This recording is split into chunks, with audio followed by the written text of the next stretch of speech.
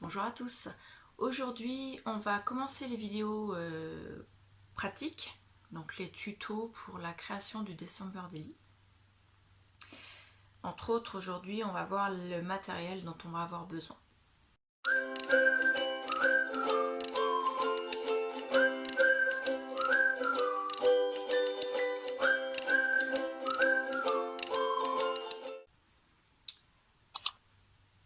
Déjà, on va avoir besoin de différents ciseaux. Donc, des ciseaux tout simples, il n'y a pas besoin de... j'ai des ciseaux de précision, donc moi j'en ai plusieurs, je ne sais pas pourquoi je voulais faire tous. Des ciseaux pour couper du papier, des ciseaux pour couper avec précision, donc ceux-là viennent de chez Action, celui-là sûrement aussi. On va avoir besoin de cutter. Donc moi j'en ai de 3 sortes différentes parce que j'ai, enfin c'est les mêmes mais les lames sont différentes. C'est pas les mêmes utilisations. On va avoir besoin également pour celles qui préfèrent. Alors attendez parce que j'ai des choses posées dessus. Voilà, donc du massicot. Donc moi c'est le Wear Memory Keeper, c'est la scoreboard rose. J'ai choisi celle-là parce que les centimètres sont en haut par rapport aux inches qui sont en bas. Et moi quand je coupe, je me mets en haut et les lignes de pliure sont en face des centimètres par rapport à la bleue où les inches sont en haut, les lignes de pliure sont en face des inches. Donc c'est plus simple, voilà, en sachant que quand je fais des tutos en inch, je m'adapte. Ensuite, on aura besoin de règles.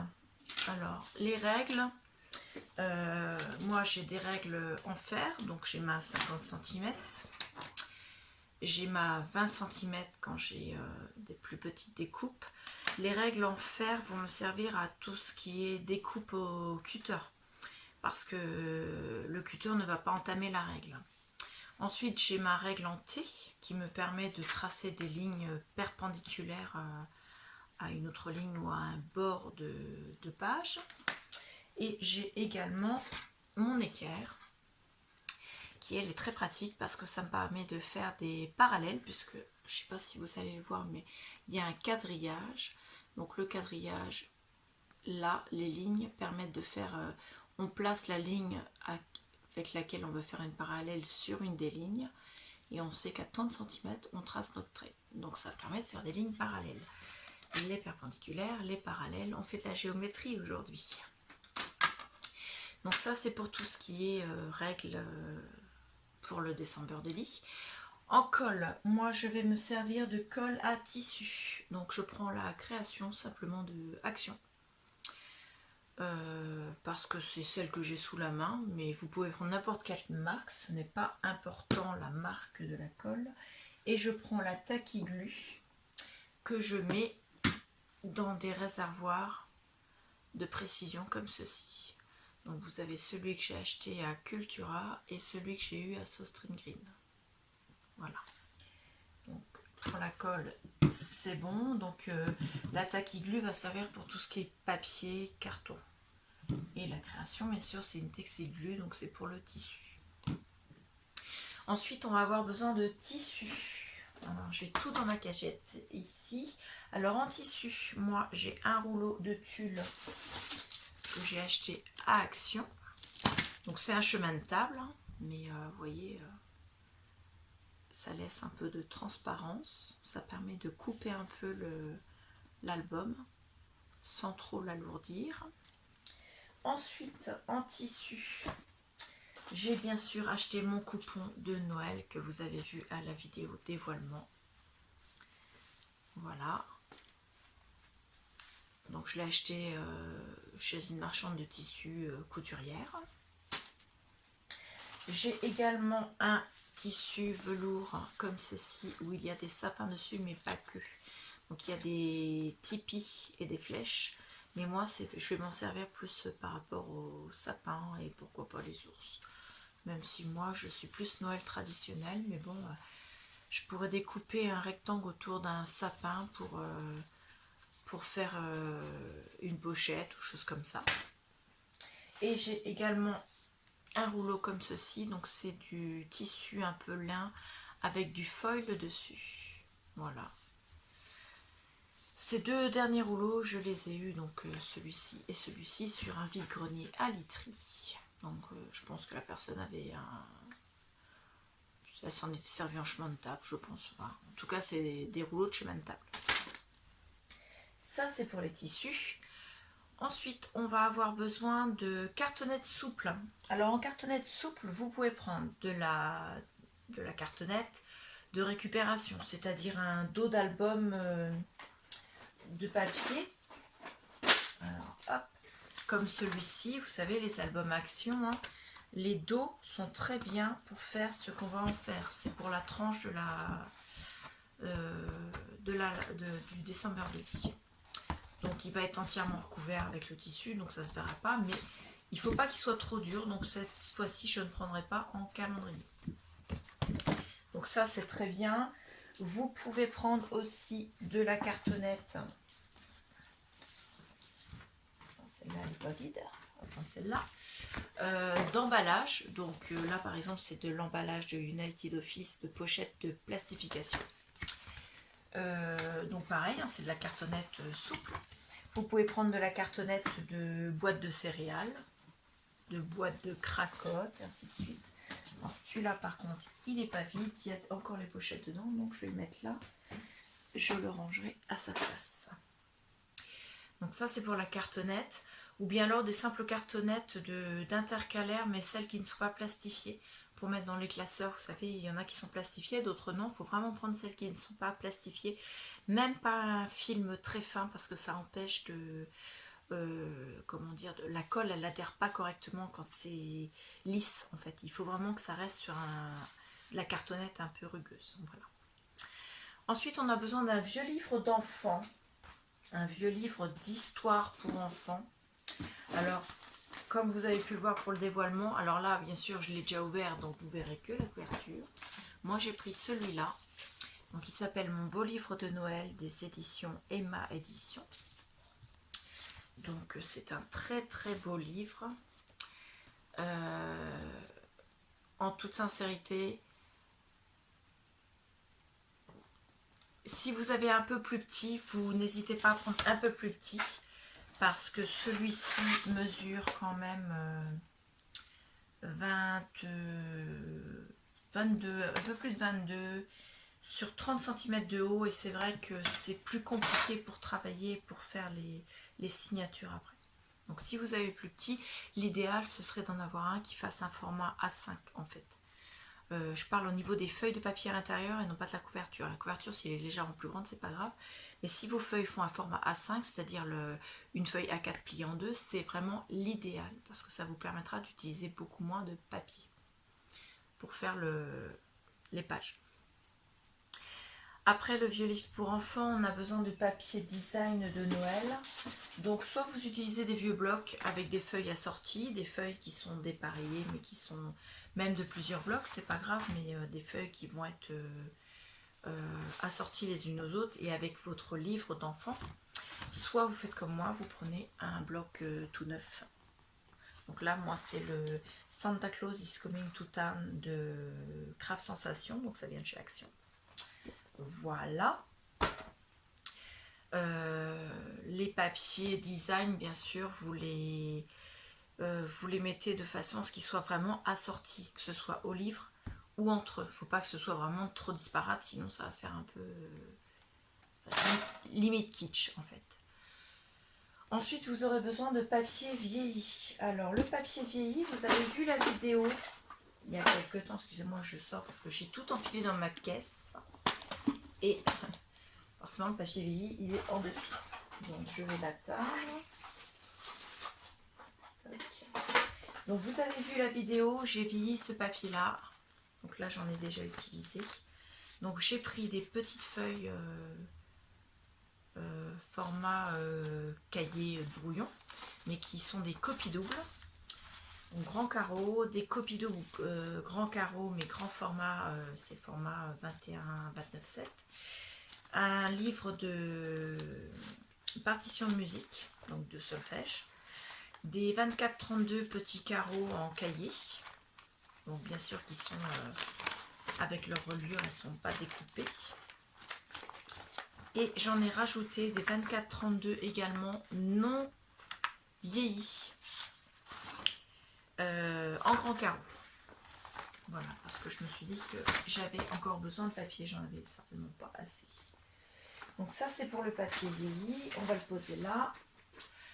Ensuite on va avoir besoin de papier de vieux livre si vous voulez faire des pochettes. Alors vous prenez n'importe quel vieux livre.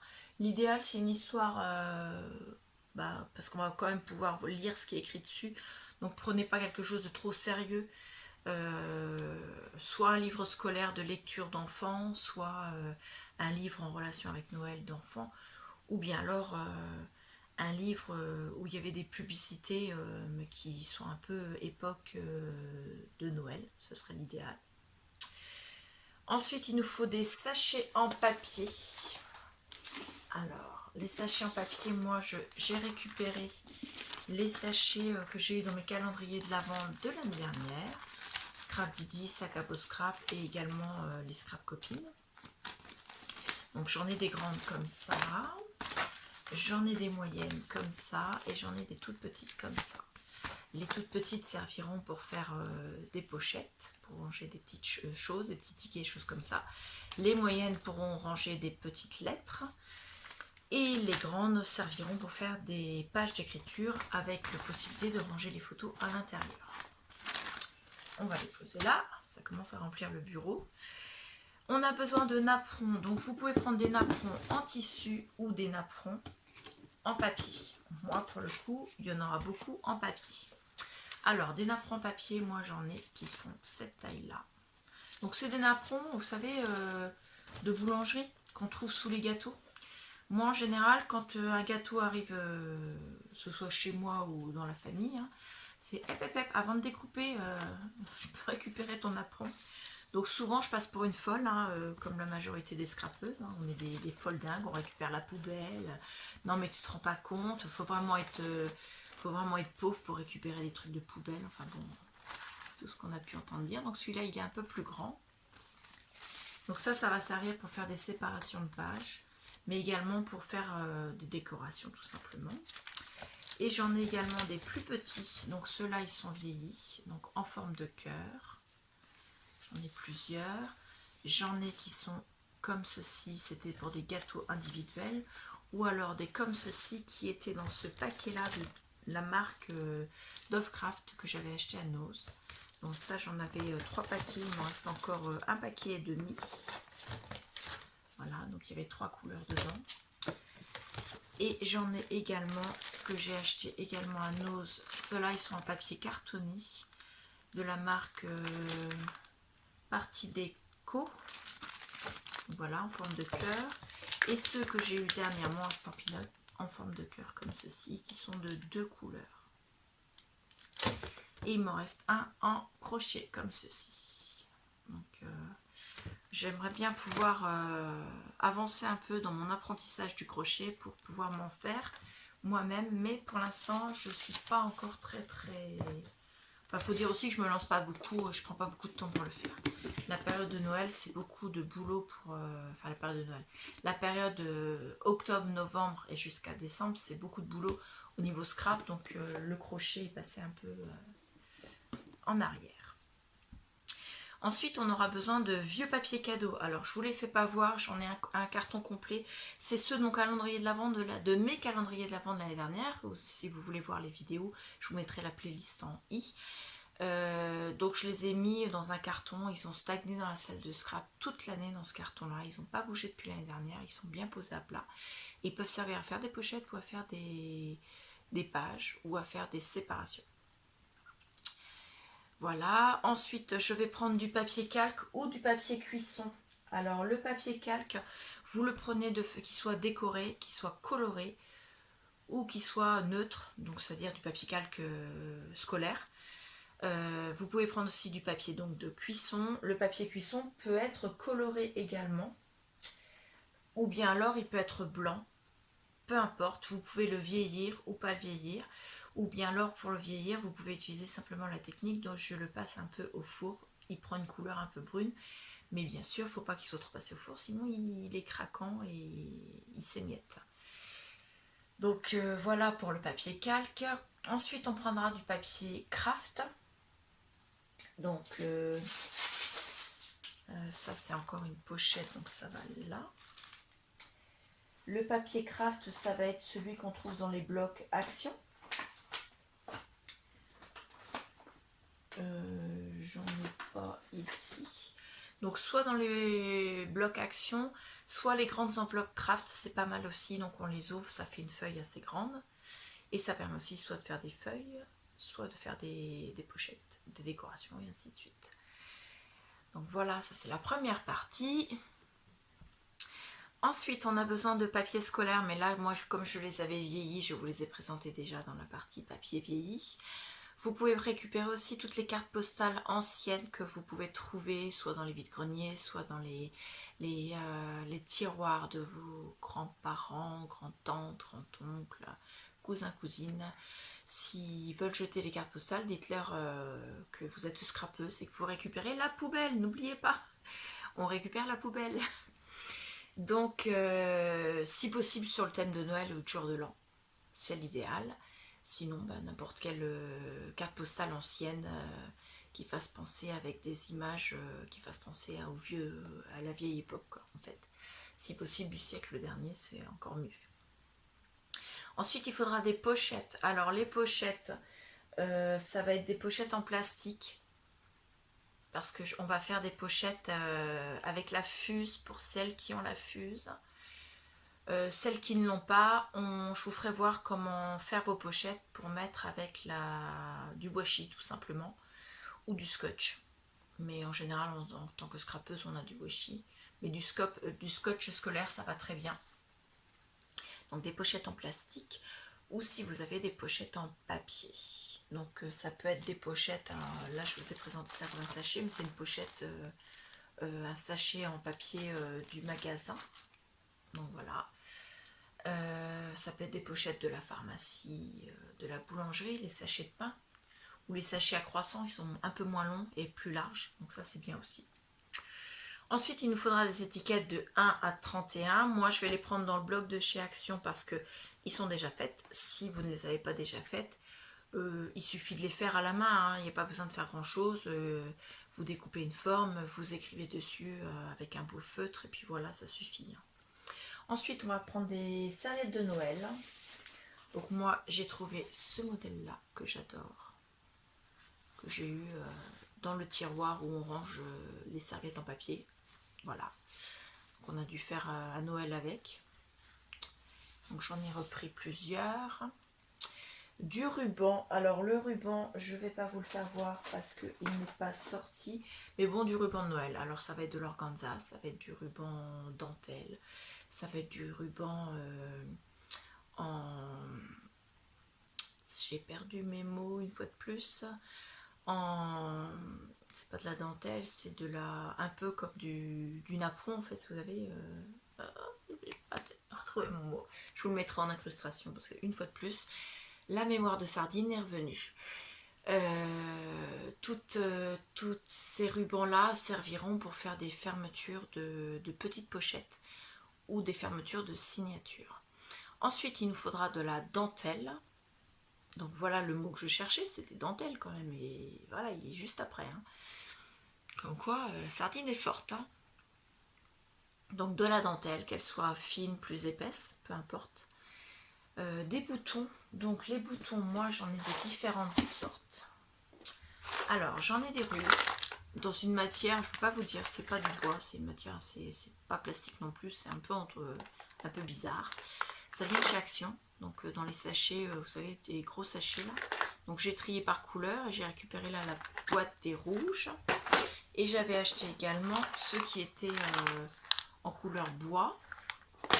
Et j'ai acheté, alors ceux-là c'était dans une petite boîte en bois, c'était des comme ça, de couleur un peu rougie, effet bois. Voilà. Vous pouvez mettre également des brads, donc des attaches parisiennes. Donc moi je vais prendre celle-là que j'ai acheté dernièrement à Nose, qui sont en forme de bouton, avec dessus des paquets cadeaux, des cœurs, des spirales, mais ils sont recouverts de tissu, des fleurs avec des strass. Elles sont recouvertes de tissu, ça fait vraiment effet bouton. Donc voilà. Quoi d'autre? Après, vous pouvez prendre tout ce qui est les pinces. Alors les pinces, attendez, si, excusez-moi, je savais pas. Elle doit être là, ma boîte à pinces. Alors les pinces, vous avez différentes sortes. Vous en avez des comme ça qui sont vraiment très grosses. Voilà. Vous en avez des plus petites, comme ceci. Alors celles-là, elles sont bien parce qu'elles se plient et elles se rabattent, donc elles sont nettement moins épaisses. Voilà. Et vous en avez également, mais j'en ai pas là.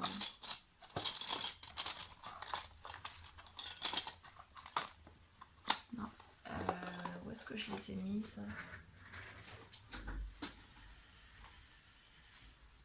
Attendez. J'arrive, je suis juste derrière. Elles sont là.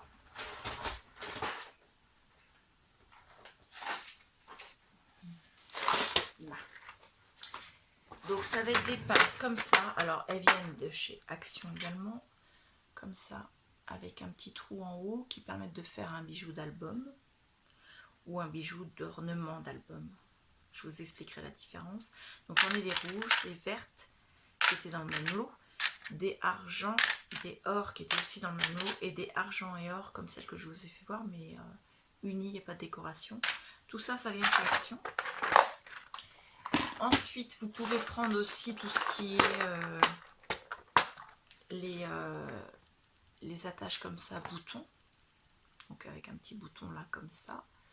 Et ça se visse sur le support. Donc vous faites un petit trou, vous passez la petite vis dedans, vous revissez le support bouton dessus et ça vous fait une fermeture bouton. Donc si vous avez ça, après ce sont des